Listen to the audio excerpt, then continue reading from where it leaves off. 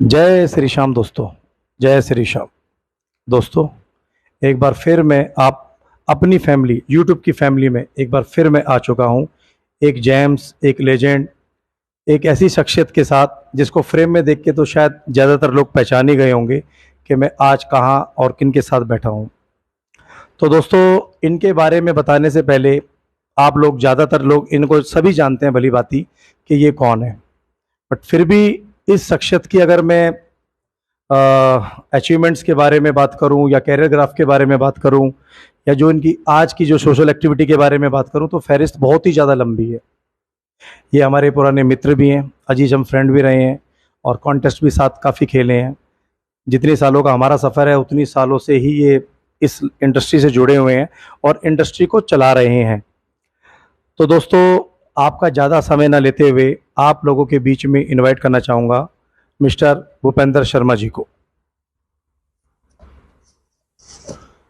नमस्कार सभी साथियों को और धन्यवाद भाई राजेश को, इन्होंने YouTube स्टार्ट किया है। मैं भूपेंद्र शर्मा, अध्यक्ष दिल्ली बॉडी बिल्डर एसोसिएशन, अध्यक्ष दिल्ली जिम एसोसिएशन, और आज राजेश भाई के साथ एक छोटा सा इंटरव्यू कर रहे हैं और आप लोगों से जो भी राजेश भाई के हम सवाल होंगे उसका हम उनको जवाब देंगे। भाई, आपसे कुछ सवाल नहीं है, सिर्फ जो एक्चुअली मेरी जो मुहिम है ना दोस्तों, आप सभी लोग जानते हैं, जैसा कि मेरे चैनल का नाम है @legends never die by Rajesh. मेरी भूपेंद्र भाई सिर्फ मुहिम यही है कि आप जैसे जो लेजेंड्स हैं, जो जेम्स हैं, उनको मैं अपने जनता, अपने दोस्तों के सामने लेकर आना चाहता हूं आपकी पर्सनल चीज़ों के साथ कि आपने इस कैरियर तक पहुंचने के लिए आपने एक ऑर्डिनरी से एक्स्ट्रा ऑर्डिनरी तक का जो सफ़र रहा है आपका, वो मैं अपने दोस्तों को बताना चाहता हूं। देखो, चैंपियंस तो दुनिया भर के घूमते हैं, सब अपने बारे में बयान करने में नंबर 1 होते हैं, पर वो पेड़ कहाँ से पौधा और कैसे बना इसके बारे में बताने वाले बहुत कम लोग होते हैं। तो बस मेरी यही मुहिम है कि मैं अपने जितने भी मेरे पुराने दोस्त हैं, चाहे वो पावर लिफ्टर हो, चाहे बॉडी बिल्डर हो, चाहे वो किसी इक्विपमेंट्स लाइन से जुड़े हो, चाहे वो फूड सप्लीमेंट की लाइन से जुड़े हो, उन सभी को जो उनका संघर्ष है पिछले 15-20 सालों से कॉन्टिन्यूसली, मैं उन लोगों को दोस्तों आपके बीच में ढूंढ ढूंढ कर लेकर आता रहूँगा। और जहाँ तक बात है भूपेंद्र भाई जी के बॉडी बिल्डिंग के ग्राफ की, इनके कैरियर की, तो इन्होंने सबसे पहले जो अपने जिम की शुरुआत करी थी वो 9 सितंबर 93 में करी थी दोस्तों। जहाँ से इन्होंने अपना सफ़र शुरू करा, फिर जनवरी 94 में इन्होंने पहला कंपटीशन खेला जो कि अपना देहात केसरी के नाम से था और वहाँ पर इन्होंने अपना जो है 6ठा स्थान प्राप्त किया था 94 में। इन्होंने अपनी संघर्ष की जो लड़ाई है, अपने बॉडी बिल्डिंग का जो जुनून है, उसको जारी रखते हुए 98 में इनके साथ थोड़ा सा एक दुखद हादसा हो गया। पिताजी का इनके स्वर्गवास हो गया था, जिस कारण ये 94 से लेके 98 तक वर्कआउट से तो जुड़े रहे, पर घर की परिस्थितियों में पिताजी का ध्यान रखने की वजह से, क्योंकि पिताजी को जो है कैंसर की बीमारी हो गई थी, तो उनके लिए बहुत ध्यान देना पड़ता था, घर में किसी ना किसी मेंबर को मौजूद रहना पड़ता था उनके देखरेख के लिए। और 98 में पिताजी जो है चल बसे। इन्होंने अपनी उस सफ़र को जारी रखते हुए 98 में मिस्टर दिल्ली में पार्टिसिपेट किया उस हादसे के बाद, और वहाँ पर अपने आप को बेस्ट 6 में लेकर आए। 98 में ही इन्होंने ओपन दिल्ली कंपटीशन खेला, वहाँ पर इन्होंने अपना गोल्ड मेडल स्थान प्राप्त किया। फिर 2000 में दिल्ली यूनिवर्सिटी में इन्होंने गोल्ड मेडल प्राप्त किया और उसी साल ऑल इंडिया इंटर यूनिवर्सिटी में सिल्वर मेडल प्राप्त किया। फिर इस सफ़र को जारी रखते हुए अब आगे का जो सफ़र है, इस ग्राफ एक्चुअली इनकी फहरिस्त बहुत ज़्यादा लंबी है, तो अभी कुछ बातें जो है मैं भूपेंद्र भाई से ही पूछना चाहूँगा। थैंक यू राजेश भाई। जैसा कि राजेश भाई ने बताया कि हमने जब बॉडी बिल्डिंग स्टार्ट की थी 1992 के अंदर, 93 के अंदर हमने बॉडी बिल्डिंग स्टार्ट की थी। पहला कंपटीशन हम गुड़गांव में खेल के आए थे। मैं और भाई दिनेश ओसवाल जी साथ में कंपटीशन खेलने के लिए गए थे दिसंबर के अंदर। जी जी। और उसके बाद वो मिस्टर गुड़गांवा कंपटीशन था उस टाइम पे। गुड़गांवा सॉरी हरियाणा और दिल्ली स्टेट दोनों कॉम्पिटिशन्स ना खिलाड़ी खेल सकते थे। 93 में फिर दूसरा कंपटीशन खेला था आर्य केसरी, जो रानी बाग में हुआ था। ठीक है, उसके बाद कुछ घर की परिस्थितियां ऐसी हो गई थी जिसकी वजह से गेम से ऑफ करना पड़ा।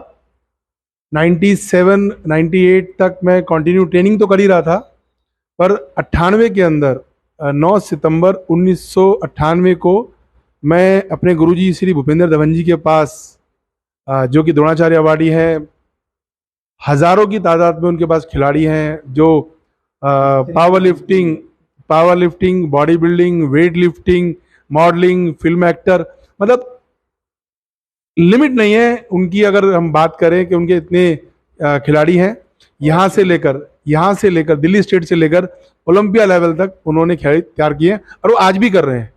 हमें उन्हें उनसे कुछ सीखना होता है, तो आज भी वो उसी पैटर्न, उसी शिद्दत, उसी जुनून के साथ ट्रेनिंग करा रहे होते हैं। जाके हम जब भी कभी उनसे मिलते हैं तो हम देखते हैं वो आज भी उसी मेहनत से खिलाड़ियों को तैयार कर रहे होते हैं। उन्हीं के संरक्षण में, उन्हीं की देखरेख में बॉडी बिल्डिंग स्टार्ट करी हमने दोबारा 1998 में जब हमने उनके पास ज्वाइन किया। तब उसके बाद कंपटीशन खेलना स्टार्ट किए हुए 98 में ही खेला था मैंने, देहात केसरी हुआ था नरेला के अंदर। और उसके बाद फिर गुरुजी का आशीर्वाद रहा कि हमने मुड़ के नहीं देखा। फिर जो कंपटीशन स्टेट लेवल के हुआ करते थे, दिल्ली स्टेट चैंपियनशिप होती थी, YMC होता था, उसे खेलने के लिए साल में 2 या 3 कंपटीशन उस टाइम पे हुआ करते थे। जब खेलते थे, राजेश भाई जानते हैं अच्छे तरीके से, उस टाइम पे 2-3 कंपटीशन पार्टिसिपेट खेलना, और उस टाइम पे टॉप 10 में आना बहुत बड़ी बात होती थी। हमने स्टार्ट किया टॉप 6, फिर टॉप 5, फिर टॉप 3, करते करते करते फिर 2001 में सन 2000 के अंदर मैंने इंटर यूनिवर्सिटी और इंटर कॉलेज दोनों पार्टिसिपेट किया। इंटर कॉलेज में खेला था, तब मेरा इंटर कॉलेज गोल्ड था, दिल्ली यूनिवर्सिटी चैंपियन बना था। और उसके बाद फिर हम ऑल इंडिया यूनिवर्सिटी खेलने गए अमृतसर, वहाँ मेरा सेकंड मेडल था, सिल्वर मेडल था। फिर उसके बाद नेक्स्ट ईयर 2001 के अंदर मार्च में हमने दिल्ली स्टेट खेला था, वहाँ मेरा ब्राउन्स मेडल था। उसके 2 दिन बाद मेरी शादी हो गई थी। तो ये मैं पूछना चाहूँगा जी, भूपेंद्र भाई, आप ये बताइए कि जैसा आपने बताया कि 2001 में आपने मिस्टर दिल्ली पार्टिसिपेट किया और आपकी शादी हो गई थी, तो शादी के बाद मतलब कि जैसे अगर मैं बोलूँ, जो हमारा जीवन साथी होता है, तो आपको भाभी जी ने किस तरीके से और कितना कोऑपरेट किया आपकी बॉडी बिल्डिंग को कंटिन्यू करने के लिए? राजेश भाई, ये बड़ा महत्वपूर्ण सवाल है मेरे लिए और मेरे जैसे उन लोगों के लिए जिनके लाइफ पार्टनर बॉडी बिल्डिंग में सपोर्ट करते हैं। मैं जब 2001 में कंपटीशन, शादी के बाद जब कंपटीशन स्टार्ट हुआ, तो मेरी वाइफ का इतना कोऑपरेशन था, इतना सपोर्ट था। मतलब अमूमन सब जानते हैं बॉडी बिल्डिंग की जो डाइट होती है वो बहुत तैयार करने में टाइम लगता है। बॉडी बिल्डर्स होता है, उनकी वाइफ उनके लिए डाइट वगैरह सब तैयार करती है। क्योंकि मैं एक ब्राह्मण परिवार से आता हूँ, तो मेरे घर में नॉनवेज अलाउड नहीं था। मेरी वाइफ ने मेरे लिए एग बॉईल करना, चिकन बॉईल करना, ये सब चीज़ें उन्होंने टाइम से पहले, मेरी एक्सरसाइज खत्म होने से पहले मेरी डाइट का तैयार करना, और उनकी शिद्दत के चलते या उनके सपोर्ट के चलते नेक्स्ट ईयर मैंने गोल्ड लिया मिस्टर दिल्ली के अंदर। जबकि उस टाइम पे मिस्टर दिल्ली में गोल्ड लेना खुद में बहुत बड़ी बात थी, क्योंकि मेरे साथ जो चैंपियन थे वो ऑलरेडी चैंपियन थे पहले पहले। कोई 2 साल चैंपियन था, कोई 1 साल चैंपियन था। और उस दौरान ना, उस समय 1 साल जो चैंपियन बन गया, अगले साल वो चैंपियन बनेगा नहीं बनेगा पता नहीं होता था। उसके बाद फिर हम नेशनल खेलने गए कलकत्ता के अंदर, वहाँ टॉप 10 में मेरी प्लेस आई थी। और उसके बाद फिर 2003 में कंपटीशन खेले, YMC भी खेला, नॉर्थ इंडिया भी हमने पार्टिसिपेट किया। और उसके बाद मुझे फिर as an Delhi university coach, जो मैं आपको बताना भूल गया, 2003 में मैंने फेडरेशन कप खेला था बनारस के अंदर, वहाँ पे मेरी ब्राउन्स मेडल आया था।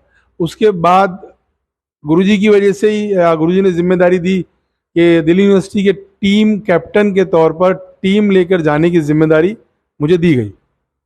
और हमने उस टाइम पे भी मतलब टीम चैंपियनशिप लेकर आए थे दिल्ली के अंदर हम, बॉडी बिल्डिंग और पावर लिफ्टिंग की। तो मतलब आप भाई ये बात कहना चाहते हैं कि आप कॉलेज में पढ़ते हुए और जब आपका फाइनल ईयर तक आप पहुंचे, तो जब तक आप अपने टीम के कैप्टन बन चुके थे, और जिसका रिजल्ट ये रहा कि आपने बॉडी बिल्डिंग और पावर लिफ्टिंग में दोनों जगह आपकी टीम के काफ़ी अच्छे मेडल आए।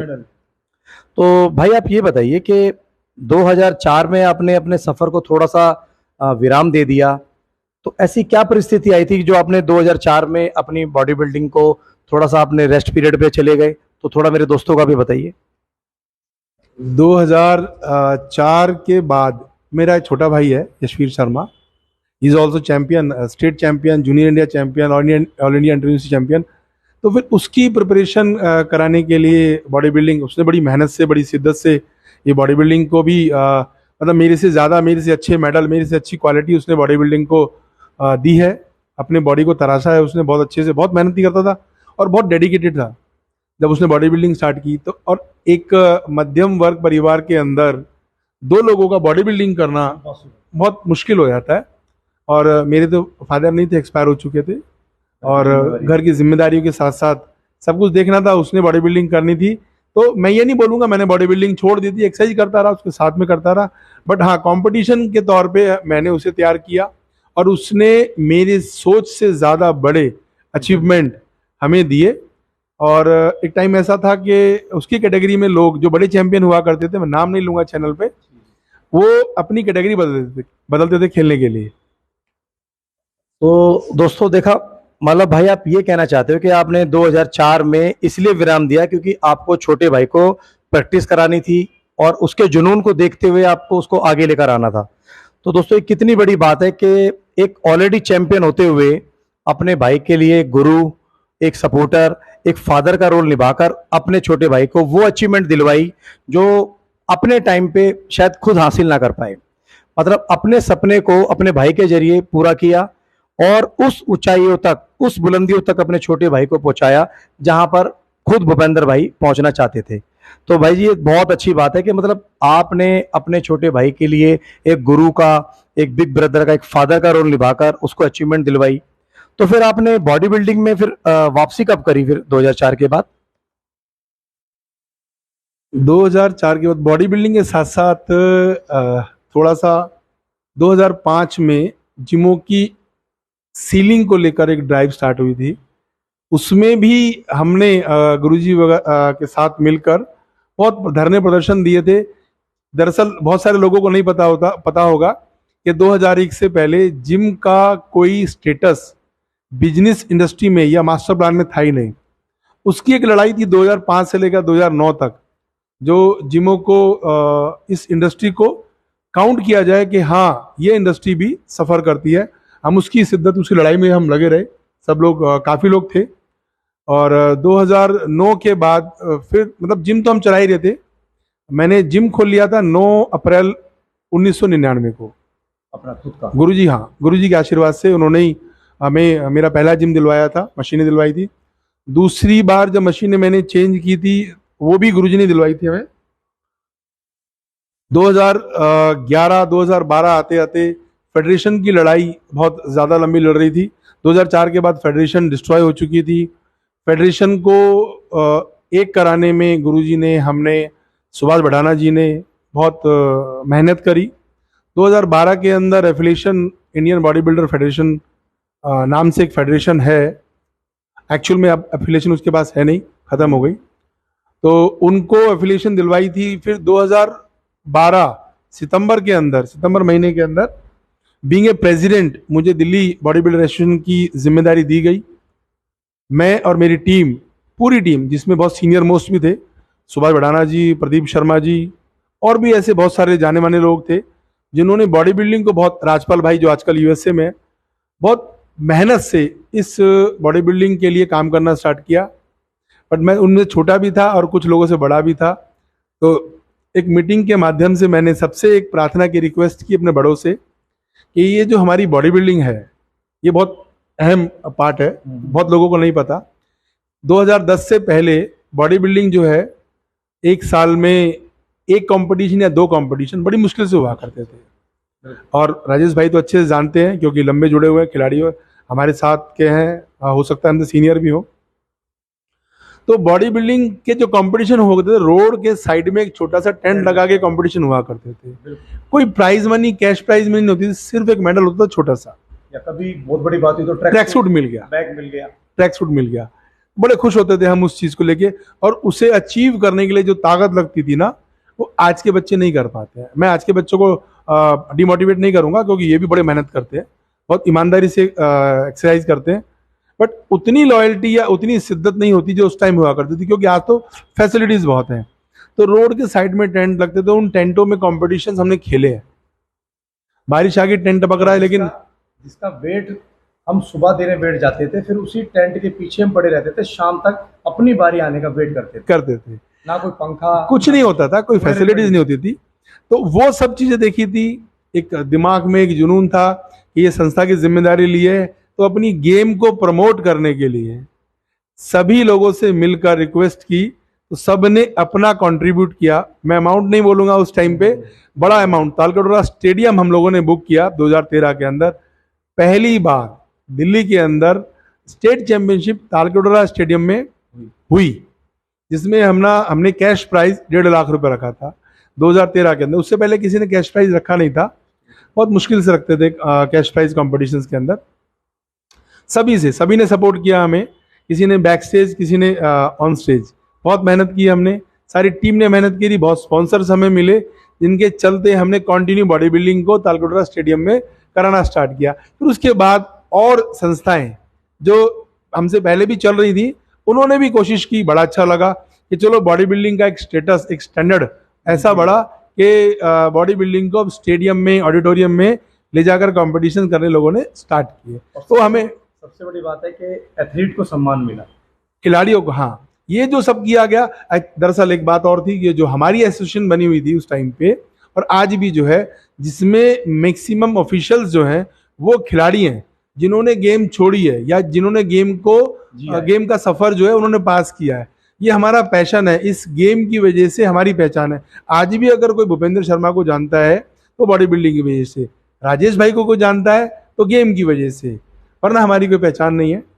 ठीक है, दो ही चीजों से जाने जाते हैं, भूपेंद्र धवन जी के स्टूडेंट हैं और बॉडी बिल्डिंग करवाते हैं, बस, और कोई पहचान नहीं हमारी।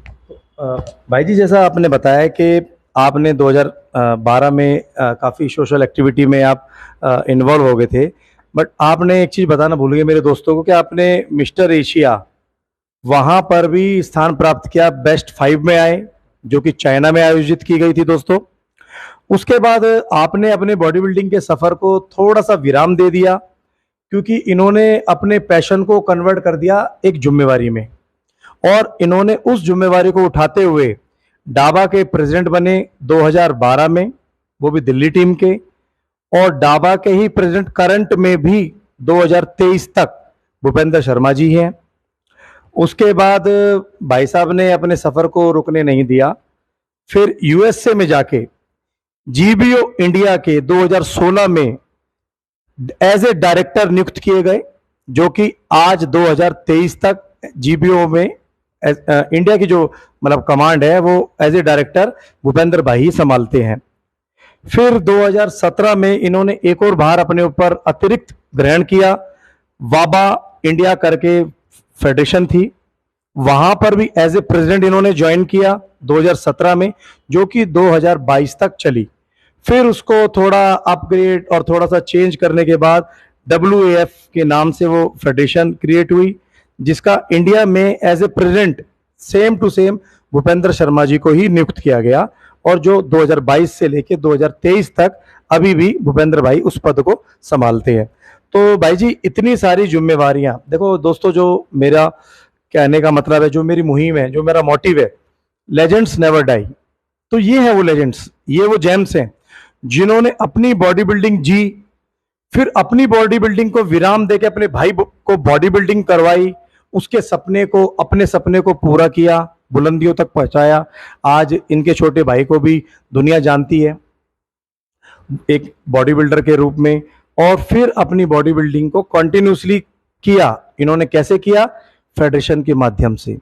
इन्होंने उस प्लेयर का, उस कॉम्पिटिशन्स के दर्द को इन्होंने समझा कि बॉडी बिल्डिंग किस स्तर पे होती है उस टाइम पे, तो इन्होंने बॉडी बिल्डिंग को ग्रो करने के लिए अपने आप में कमांड को संभाला, एक टीम बनाई, और जो कि टीम आज स्टेट लेवल में बहुत अच्छी प्रतियोगिताएं पेश करते हैं।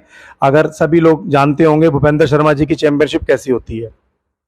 मैं किसी और दूसरी फेडरेशन के बारे में कुछ नहीं बोलूंगा, पर भूपेंद्र शर्मा जी के कॉन्टेस्ट के सामने सारे फीके हैं वो चैंपियनशिप। क्योंकि मैं एज ए प्लेयर काउंट कर रहा हूं, तो मैं एज ए प्लेयर ही बता रहा हूं, क्योंकि मैं और कॉम्पिटिशनों में और फेडरेशंस में भी मैंने पार्टिसिपेट किया है। भूपेंद्र भाई के यहाँ पर भी मैंने लड़कों को देखा है, इनके चैंपियनशिप में भी जाके देखा है। तो मैं जो चीज़ फील करता हूँ एज ए प्लेयर, वो होता है एक प्लेयर को स्टेज मिलना, एक प्लेयर को सम्मान मिलना, जो कि मैंने भूपेंद्र भाई के यहाँ पर देखा है। अगर किसी कारणवश कोई ऊंच नीच हो भी जाती है तो उस चीज़ को भूपेंद्र जी आके खुद टेक ओवर करते हैं, तो ये बहुत अच्छी बात है। नहीं तो दूसरी फेडरेशनों में तो हमने खुद टेंट के अंदर, जैसा पहले भाई ने बताया, हमने खुद जाके सुबह 10 बजे बॉडी वेट दे दिया भूखे प्यासे। उस टाइम पे हमारे को लोडिंग वोडिंग कुछ नहीं पता थी, हम तो सिर्फ ये लेट जाते थे कि अभी कंपटीशन आएगा, उससे 1 घंटे पहले ब्रेड और जैम खा लेना है या फिर शहद पी लेना है। ये हमारी बॉडी बिल्डिंग उस वक्त हुआ करती थी, जिसमें हमारा नंबर रात के 8 बजे 9 बजे, इवन मिस्टर दिल्ली अगर आपको भाई याद हो 2001 वाला सुभाष बड़ाना जी ने कराया था, जहां पर बारिश तक हो गई थी और 12 बजे 75 की कैटेगरी में हम ऊपर आके स्टेज पे खड़े हुए थे। उस वो मतलब वो टाइम भी था कि चैंपियन, तो ये मैं ये नहीं कहूँगा, चैंपियनशिप अलग थी। बाकी उस चैंपियनशिप के बारे में और उससे जुड़े हुए तथ्यों के बारे में एक बार फिर नजर डालेंगे भूपेंद्र भाई। राजेश भाई, जैसा मैंने कहा कि जिंदगी के साथ साथ ना तजर्बे बढ़ते चले जाते हैं। हमारे जो सीनियर्स रहे हैं, जो हमारे गुरु हैं, या उन्हीं की बराबर के जो लोग जिन्होंने बॉडी बिल्डिंग को संभाल के सजो के इस धरोहर को हमें दिया है, उन्होंने अपनी परिस्थिति को अकॉर्डिंग कॉम्पिटिशन्स करवाए और वो धरोहर हमें परोसी। हमारी जिम्मेदारी थी, हमें वो जिम्मेदारी मिली अच्छा करने के लिए। हमने कोशिश की कि अच्छा करें। हिंदुस्तान से बाहर जाने का पहला मौका मिला मुझे स्लोवेनिया। हम 13 लोगों की टीम के साथ में गए। सुरेश कदम जी मुंबई से हैं, जिन्होंने इंडियन बॉडी बिल्डिंग फेडरेशंस के जनरल सेक्रेटरी काफ़ी लंबे समय से हैं। वो उन्होंने बॉडी बिल्डिंग को बड़ा अच्छा समय दिया है और बहुत तजर्बेकार हैं, उनके साथ काम करने का मौका मिला। तो स्लोवेनिया हम पहली बार कंपटीशन खेलने के लिए गए यूरोप। वहाँ पे हमारे 3 गोल्ड मेडल और 3 या 4 सिल्वर मेडल थे हमारे। 14 लोगों की टीम थी। उसके बाद फिर स्लोवेनिया गए।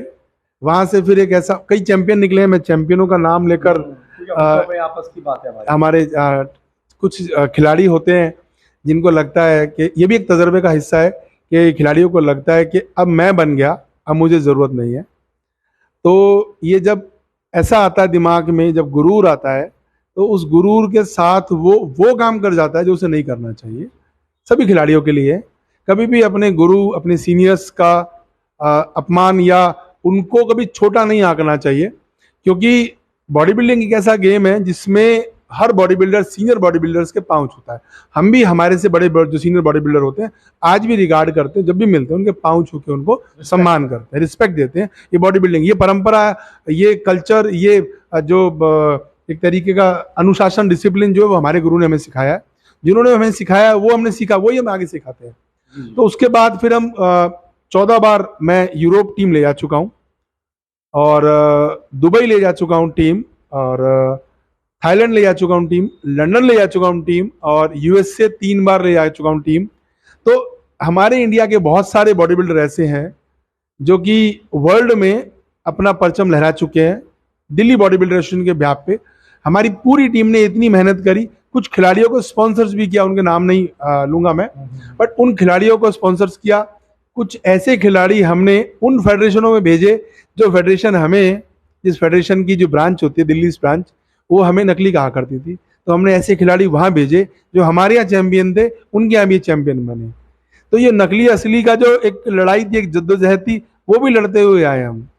और उसके लड़ते लड़ते हमने, हमारा काम सिर्फ खिलाड़ियों के लिए काम करना है और उसके अलावा हमें कोई नहीं है, कोई नेम फेम नहीं चाहिए। ठीक है, ये पहला इंटरव्यू होगा जो राजेश भाई है, खिलाड़ी हैं, साथी हैं, समझते हैं, इसलिए ये मेरा पहला इंटरव्यू होगा। इससे पहले मैंने कोई ऐसा इंटरव्यू नहीं दिया है भाई। कोई गुस्ताखी हो, कोई गलती हो, कोई शब्द ऐसा लगे तो मैं चैनल पे बोलूँगा सॉरी, बाकी ये जो मुहिम राजेश भाई ने चलाई है, क्योंकि एक खिलाड़ी जो है ना वो बड़ा सादा होता है। मुझे लगता है कि मुझे स्टार्ट करना नहीं आता है, बट ऐसा नहीं है कि मुझे बोलना नहीं आता है, स्टार्ट नहीं करना आता। राजेश भाई ने जो मुहिम की है ये उन चेहरों को वापस वो पहचान देने के लिए दी है जिस पहचान के वो हकदार हैं, जिस पहचान के चलते उन्होंने, मेरे इस टाइम रोंगटे खड़े हो चुके हैं, राजेश भाई देख सकते हैं। हाँ, क्योंकि मैं ये आपको यहाँ रोकना जी। चाहूंगा भाई जी। जो पौधा होता है ना, वो पेड़ कैसे बनता है? वो पेड़ ऐसे बनता है कि उसको माली के साथ साथ एक केयर टेकर चाहिए होता है, उसको पानी चाहिए होता है, उसकी देखरेख चाहिए होती है। तो भूपेंद्र भाई जैसे बहुत सारे ऐसे लेजेंड्स हैं जिन्होंने उन पौधों को पेड़ बनाया है, और आज वो पेड़ बहुत घनी छांव में है और घनी छांव दे रहे हैं। और दूसरी सबसे बड़ी बात जो भूपेंद्र भाई ने बोली कि गुरु बिना ज्ञान अधूरा, अपने गुरु का सम्मान कीजिए। आप अपने माता पिता कभी नहीं बदल सकते, तो ऐसे ही आप अपने गुरु को बदलने की कोशिश ना कीजिए।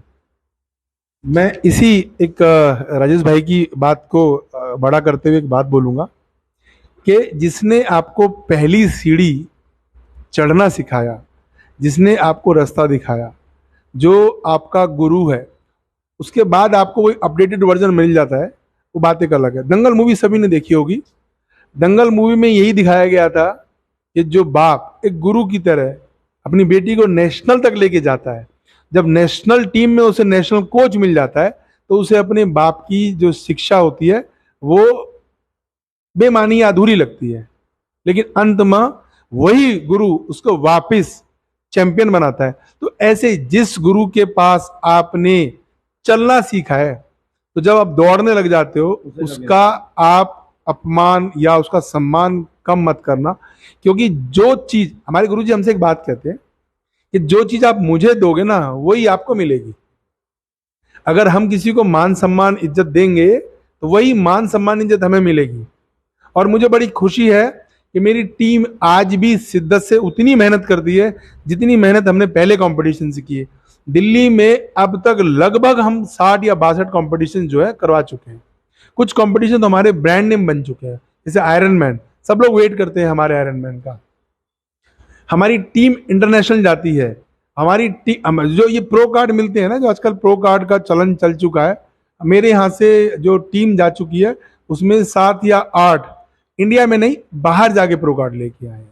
प्रो कार्ड का मतलब होता है professional card category. Professional category का मतलब होता है उसमें कैश प्राइज मिलना, किसी खिलाड़ी को रिवॉर्ड अवार्ड मिले, यही हम चाहते हैं। राजेश भाई के चैनल का जो मतलब है वो खिलाड़ी जो गेम तो छोड़ के बैठे हैं, बट खिलाड़ियों को और गेम को आज भी उन्होंने जिंदा रखा हुआ है। सही कह रहे हो भाई? तो दोस्तों, जैसा कि भूपेंद्र भाई से बातें करके बहुत अच्छा लगा, और एक ये हमारा जो पॉडकास्ट है ये छोटे सा स्टार्ट किया था कि मैंने इनसे 15-20 मिनट का टाइम लिया था। अब हमारा, क्योंकि इसमें अगर हम बातों का सिलसिला अगर हम कहेंगे, और इनकी मैंने आपसे पहले ऑलरेडी कहा था कि इनकी फहरिस्त इतनी लंबी है अचीवमेंट्स की कि ये वाकई ही एक लेजेंड्स हैं, ये वाकई ही एक जेम्स हैं।